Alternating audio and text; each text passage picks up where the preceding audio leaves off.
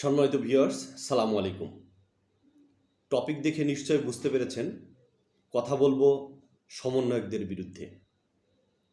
সমন্বয়ক আব্দুর রাজ্জাক বিন সোলাইমান ওরফে রিয়াদ একজন সমন্বয়ক। সাংবাদিক জাওয়াত নির্ঝর তার এক প্রতিবেদন উল্লেখ করেছেন, সম্প্রতি পুলিশ তার নাখালপাড়া বাসায় অভিযান চালিয়ে 2,25,00,000 টাকার চেক ও 20 লাখ টাকার এফডিআর উদ্ধার করেছে। এই 2,25,00,000 টাকার চেক তিনি সাম্প্রতিক গুলশানে এক আওয়ামী লীগ নেতার থেকে 5 কোটি টাকা চাঁদা নিয়েছিলেন। সেই 5 কোটি টাকার 2,25,00,000 টাকা আগামী মাসের 2 তারিখ অর্থাৎ আগস্টের 2 তারিখে ক্যাশ হওয়ার কথা ছিল। আর এফডিআর প্রসঙ্গে পুলিশ জানায়, গত 2-3 মাসে তার ব্যাংক অ্যাকাউন্টে, বেসরকারি একটি ব্যাংক অ্যাকাউন্টে 60 থেকে 70 লাখ টাকা লেনদেনের প্রমাণ পাওয়া গেছে। পুলিশ অবশ্য অফিসিয়ালি কোনো বক্তব্য দেয়নি, তবে বিশ্বস্ত সূত্রে পুলিশ এই তথ্য নিশ্চিত করেছেন। তাহলে গত আওয়ামী লীগ সরকারের সময়ে এই যে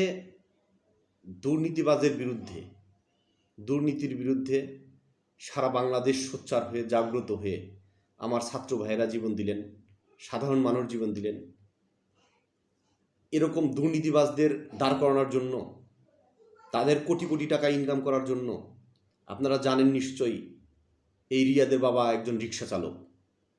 একজন রিক্সা চালকের ছেলে যদি সমন্বয়ক হয়ে কোটি কোটি টাকার মালিক হয়, তাহলে দেশের মানুষ কিভাবে তাদের উপরে আস্থা রাখতে পারে?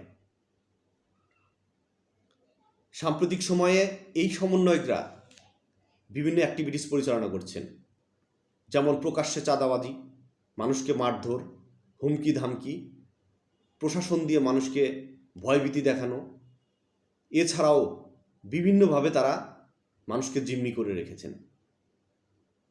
আমরা চাই, মাননীয় প্রধান উপদেষ্টা, আপনার কাছে বিনীত অনুরোধ, এরকম দুর্নীতিগ্রস্ত সমন্বয়ক যারা আছে, অনতিবিলম্বে তাদের বিরুদ্ধে পদক্ষেপ গ্রহণ করুন এবং তাদেরকে শাস্তির আওতায় আনুন। দুর্নীতির সাথে কোনো আপোষ নয়। আমরা সাধারণ মানুষ সাধারণভাবে জীবনযাপন করতে চাই, দুর্নীতিমুক্ত বাংলাদেশ চাই। ধন্যবাদ সবাইকে, ভালো থাকবেন। দেখা হবে পরবর্তী এপিসোডে। সালামু আলাইকুম।